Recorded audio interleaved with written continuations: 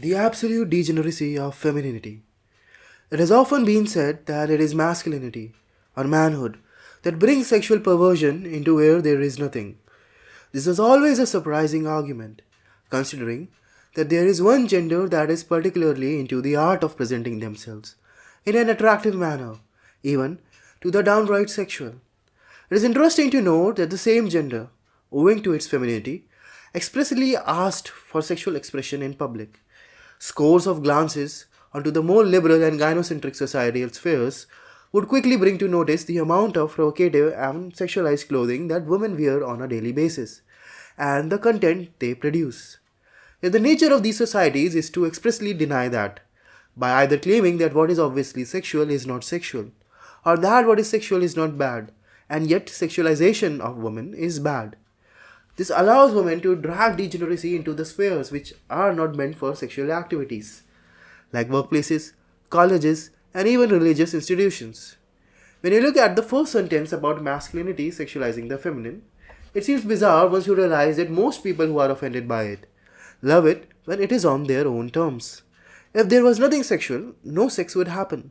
Instead, men and women who are appalled by sexualization enjoy the bedroom antics and even few public displays of engaging in pleasure, not completely asexual.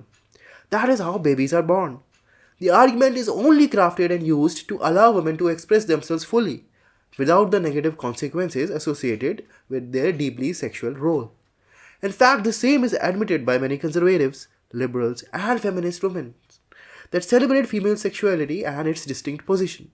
And of course, no couple has intercourse without the differentiation in role of men vis-a-vis women. As feminists and many women admit it, it is not about sexualization, but about women not feeling bad about sexualization.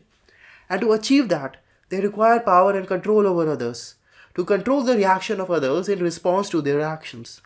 But still, the question remains, why not just argue that women can sexually express themselves in some designated spaces where sexuality is part of the interaction?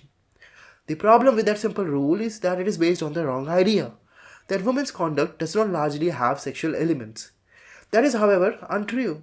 And that is why women demand to express themselves fully in places where sexuality is, if it is any part, only an incidental part. This is why you see women dress up in revealing and sexually provocative or attention seeking dresses in workplaces or colleges or even religious places. For women, sexuality is not distinct from other things they do.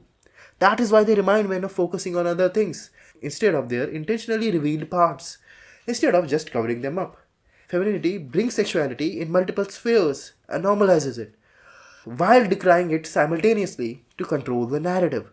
For it uses it as a tool rather than merely a genuine expression of desire. And that is why all gynocentric societies, like the West, hail a normal sexual reaction, calling it as perverted, but do not believe express use of sexuality as a tool is perverted. The reason is that they hate the desire rather than the manipulative aspect of it. In all societies where women drive narrative about sexuality, it will unironically gravitate towards the idea of developing a narrative where sexuality is both good and bad, because that is essential for presenting it as some valuable thing, while punishing the desire for it.